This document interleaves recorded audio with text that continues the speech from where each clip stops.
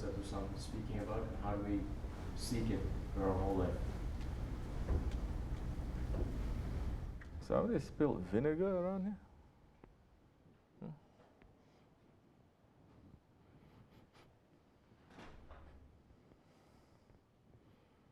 It's not very sour today, this place.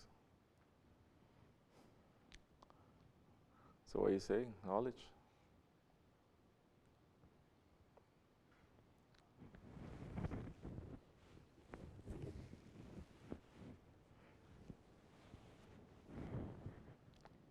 What knowledge? People in Ghaflat, what knowledge? You don't even know how to. Knowledge of self? What knowledge of self?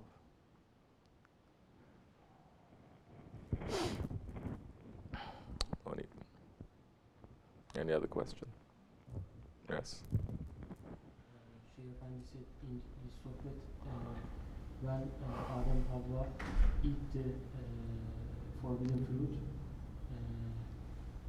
they get naked, and every tree and everything goes back from the why they are get naked and why they are run away from.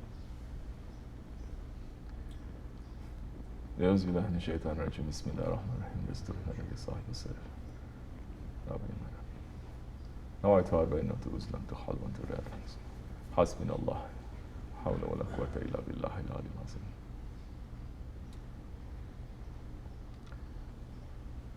We're asking support from our Sheikh Sahib al-Saif to send us something that is going to strengthen our faith, to make us to become better believers in these last few days of this holy month of Ramadan.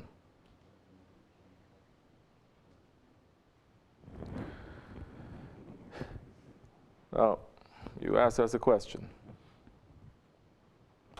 Why? You didn't start with why, because to start with why, it is a very big bayadab, a very big lack of manners in tariqah. So he's showing his manners in asking, saying, he's reading in Shaykh and his sohbah, that when Adam alayhi salam and Hawa Ana, they ate from the forbidden fruit, from the forbidden tree, and they became naked, and everything in paradise ran away from them. And asking the reason of this nakedness and the reason why the creatures in paradise ran away from them. Paradise, when Allah subhanahu wa ta'ala was showing to Jibreel alayhi salam paradise, He said, Ya Rabbi, there's no single creature, a son of Adam, that is not going to refuse this paradise. They want it. But when Allah subhanahu wa ta'ala showed him the way to paradise, he says, Ya Rabbi, the way to paradise, it is so difficult, it is so hard, that it is impossible for mankind now to go to paradise. When Allah showed him the hellfire, He says, Ya Rabbi, there's no single son of Adam who wants to go to hell. But when Allah subhanahu wa ta'ala showed him the way to hell, he says, Ya Rabbi, it is impossible that they are not going to go to hell. Because the way to hell, it is paved with so much pleasure, with so much ease, with so many things that is enjoyable to the ego. It is very difficult to not go to hellfire. But Allah subhanahu wa ta'ala sending His prophets, sending in our times the Rahmatan lil Alameen, the biggest one, not only the biggest one, the reason that Allah has created everything for His sake, He has sent it to us.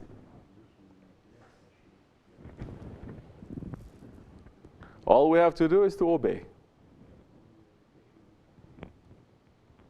Like Sheikh Effendi is saying, the first sin, the original one, it is disobedience. Disobedience. Before anything else, it is just disobedience. Adam alayhi salam and Hawa Ana, we're not going to go into very long story. What they did, why they did. But they found themselves when they ate from the forbidden fruit,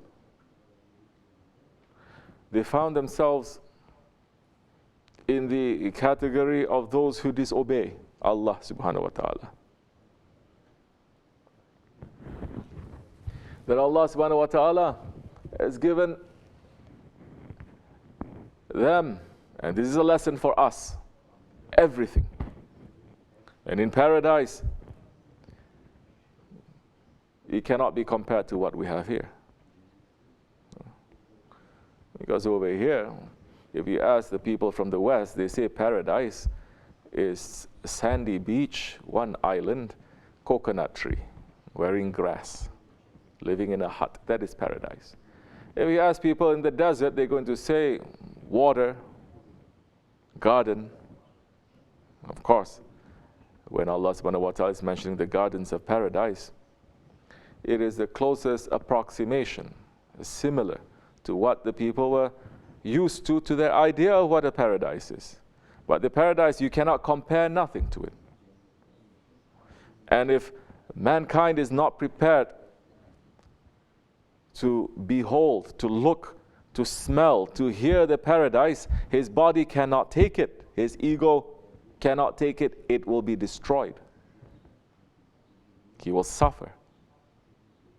You know, you cannot even enter into different areas because of the radiation.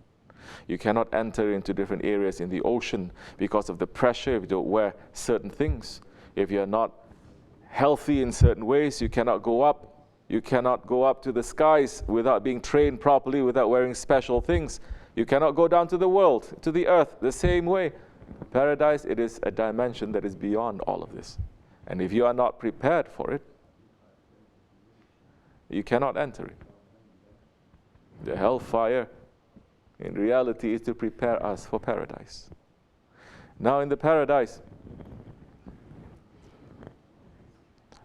Allah subhanahu wa ta'ala has given them everything, but it is in the nature of the ego to say, what about this one?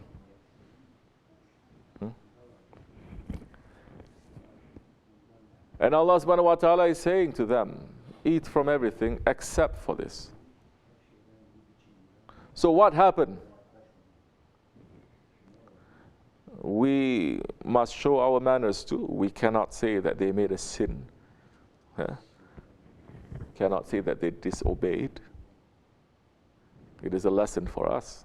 And in reality, whatever they did, it is because of the seeds of mankind that is contained in Adam alayhi salam, that is screaming to him to eat from that forbidden fruit. And they were tricked. They were tricked by shaitan. Shaitan is the enemy. Shaitan is the enemy. Is the enemy of man. And that jealous one is not happy that Allah subhanahu wa ta'ala has created Adam alayhi salam. And from Adam alayhi salam, that Maqam al-Mahmud that is reserved for the Holy Prophet alayhi salam, he wants it for himself. So his envy and his jealousy, he is doing everything, he's consumed by it. There are so many people who are like that. They become shaitanic completely. They are consumed by jealousy. They go to sleep with jealousy, they wake up with jealousy. They go through their whole days with jealousy, burning that fire, keeping it alive. Some people with anger, they never let it go. Some people with stubbornness, some people with arrogance, never finishing that. They're inheriting from shaitan.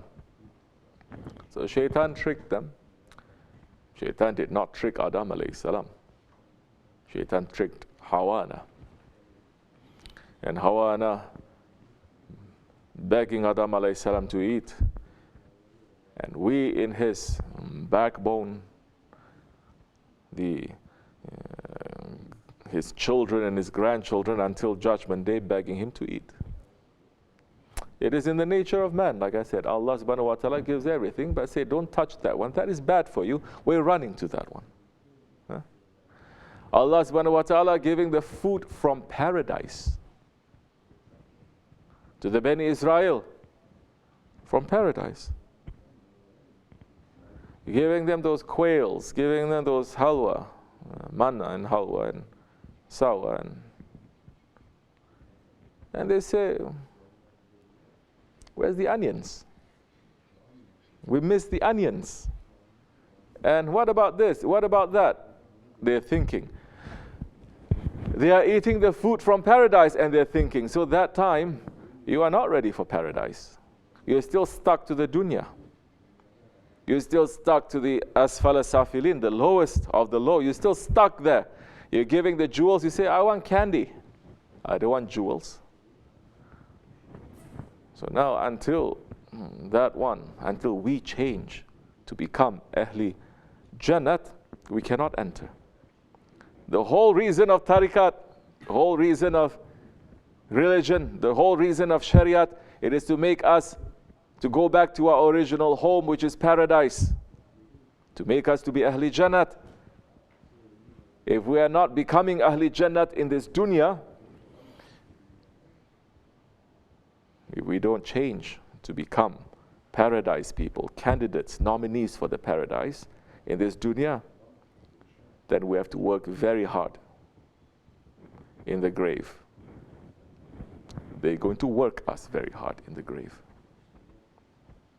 When that is not enough, then they're going to make us to work very hard on the Judgment Day, the punishment coming. If that is not enough, then they're going to put us to the fire. And that fire is going to clean.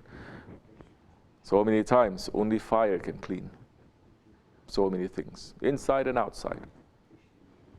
You have certain things in your body, doctors say laser, put the fire. Nothing else can work. So those who are entering into a tariqat, they are understanding that reality of where we come from, where we're going to, where we're supposed to go, what we're supposed to do. They are not caught just having putting all their energy instead of taking the bus to go somewhere. And our goal is to make that journey to go somewhere. Imagine now, those ones, they say, we don't care where the bus goes. We just want to have fun here in the bus stop, in the bus station. You're not going anywhere. This is not your reality. You didn't come from there. So now, what happens? In reality, Allah subhanahu wa ta'ala, He has dressed everyone with a majestic dress of being the Khalifa of Allah. Because that is the reason of our creation. We are created to represent Allah. Allah subhanahu wa ta'ala has placed a crown on our heads that you cannot see with these eyes. He has dressed us with so much beauty coming from the paradises. Because that is our original home, our original clothes. These are not our original clothes. He has given us such haybat with the light of our spirit, with the light of our faith. That Mawlana Rumi is saying, if the believer sees the light from his head, from his forehead, from himself, the power of that light will put out 1,000 suns.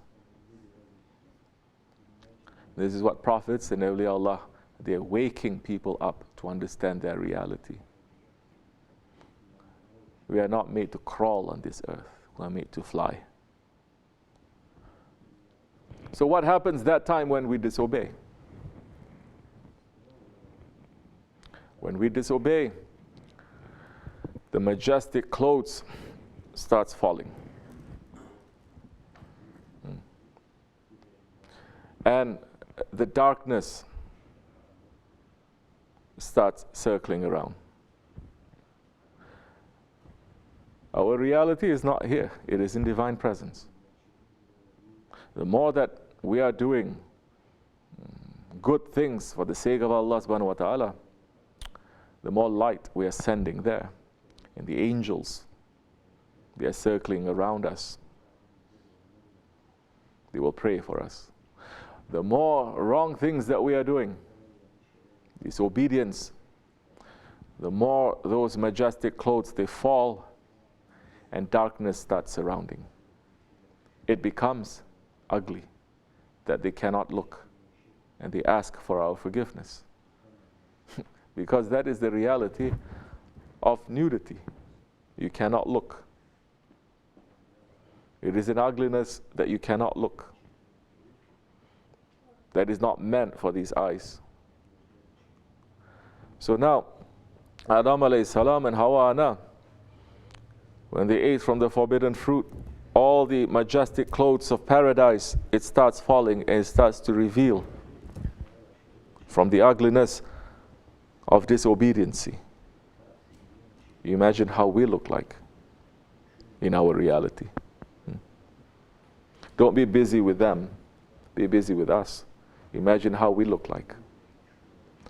More than that, imagine how we smell like. And the awliya Allah, they can smell. Shaykh Lokman has said it so many times. People have their own particular smell. If you do a particular wrong thing, it has a certain smell to it. You do something good, there is a certain smell that comes from you. There's a certain light that comes from you. Same thing if you do something bad. Same thing happens. Because in the paradise, it is not a place of disobedience or dirtiness or ugliness.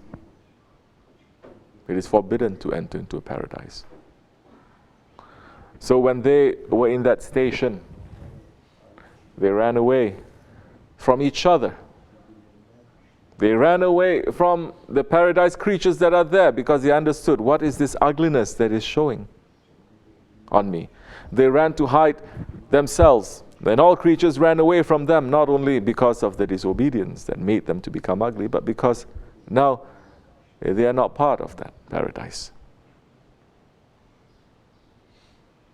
Disobedience makes you to enter into the station of the toilet. Because Shaykh Effendi had also said, when they ate from the forbidden fruit and their stomachs start to turn and they need to take it out, there is no dirtiness in paradise. You have to stand down all the way to the toilet. This is our world. This dunya is a toilet, to make their toilet here.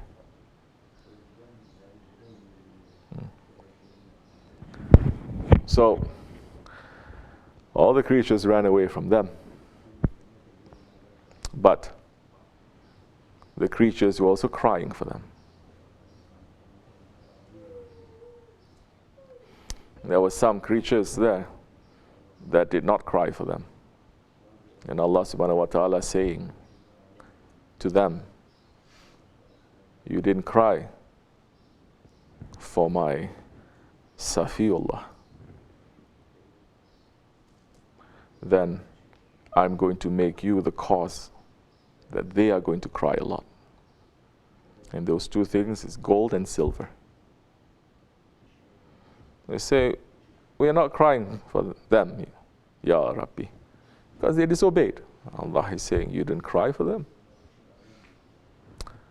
Meaning teaching us, who are you to judge? They may do something wrong. You have a look at yourself. Do you feel sorry? What happened? Yesterday you were best friends. Today someone does something and suddenly you turn your face. What happened to all that history? We forget. Allah doesn't forget. The prophets, they don't forget. Awliya Allah, they don't forget.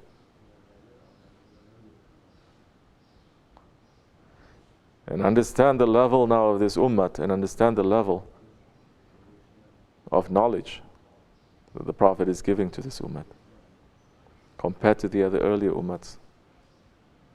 That so many prophets that we are seeing, they get so fed up with their nation and they pray for their nation to be punished, isn't it? Nuh alayhi salam, asking for the nation to be punished. So many, they ran away. So many on Judgment Day, the prophets are going to come, single person, alone, no nation behind them. And in this nation, there are friends of Allah who has thousands more followers than those prophets. Look to see how many are going to stand behind our Shaykh. That so many prophets, they're not similar to that. Allah is not giving it to them like that. But the Prophet ﷺ, he never cursed at the nation. He never opened his hand to say, Ya Rabbi, put a punishment to my nation. If anything, he's wishing and he's praying and he's begging Allah for him not to punish us. And Allah is saying, I'm not going to punish them, O my beloved one, but they are going to punish themselves. Because Holy Prophet ﷺ said, Ya Rabbi, do not punish my nation as you had punished the nation of Nuh with a flood. And Allah is saying, my beloved one, I'm not going to punish them, but they are going to punish themselves in the Akhir Zaman with a flood of fire. Those ones who are following in the footsteps of the prophets. So many declaring that they are, so many declaring that they are sheikhs and they are saints and this and that. You're saying non-stop, just cursing everyone. Non-stop cursing people, non-stop punishing people, non-stop slandering people. They're slandering each other. They may be belonging to the same family, they're slandering each other.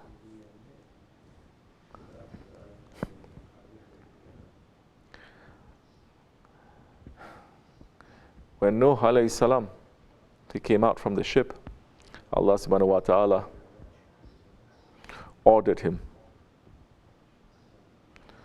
to make 40 jars from clay.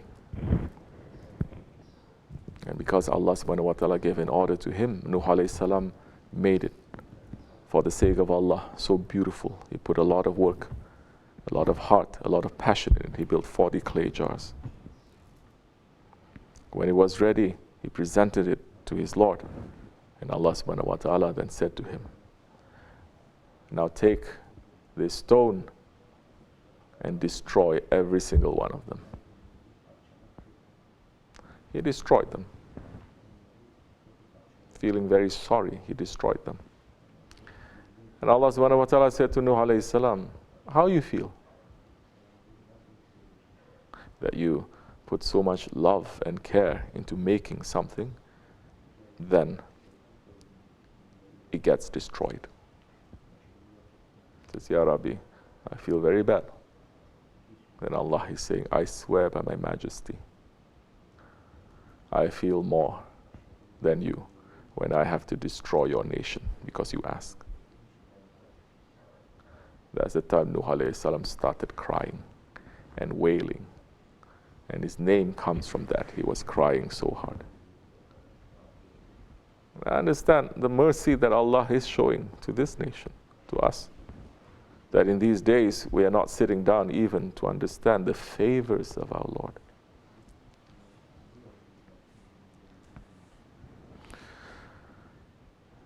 Yeah, inshallah,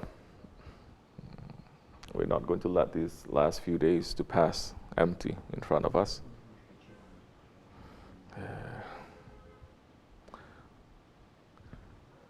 Your heart must become softer. Mercy must enter into your heart in this month to each other. Forgiveness must enter into your heart for each other.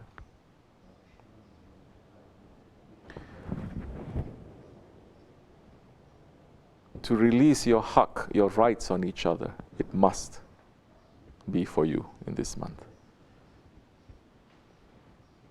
Millions, billions of Muslims, they are not understanding that point.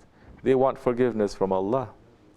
They want rahmat and they want maghfirat, but they're not giving it to each other. People who don't have rahmat and maghfirat, and people who don't have forgiveness, you think these ones are candidates, nominees for paradise? Pray. Not one Laylatul Qadr, one night. Pray every night like it is Laylatul Qadr.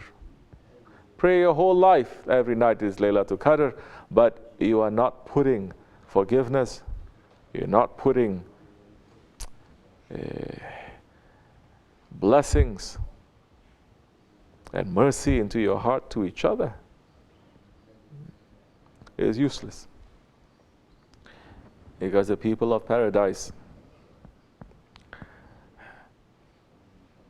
if you don't know how to be with each other here in this world, you're going to be alone in paradise. And paradise that time will become a hell for you. Because we have not been created alone. Only Allah subhanahu wa ta'ala is alone. And Allah subhanahu wa ta'ala is giving us an order to be in Jamaat. Yes, we are born alone.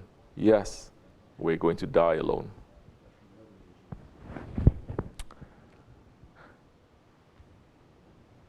But if that is our reality all the time, why are we with our Shaykh?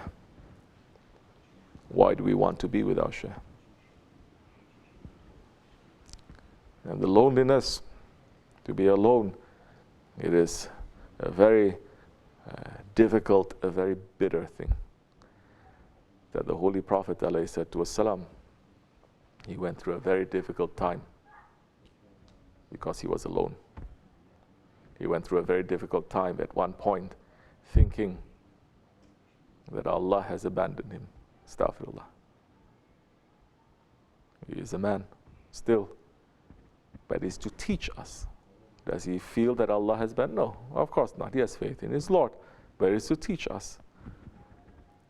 He felt that loneliness when he's traveling in the Mi'raj and he's asking Jibreel alayhi salam to accompany him to meet his Lord. And Jibreel says, I cannot. And he says, you're going to leave your friend? So many thousands of years pass. Some say 7 times 40,000 years pass. He's traveling alone. It's not easy. But once you have found your Lord, once you have found your Prophet, once you have found your Shaykh, that time you will never be alone because you have them. That's the time, inshallah, we will continue our journey. The journey doesn't stop. Wa min Allahu tawfiq. Al-Fatiha. Amen.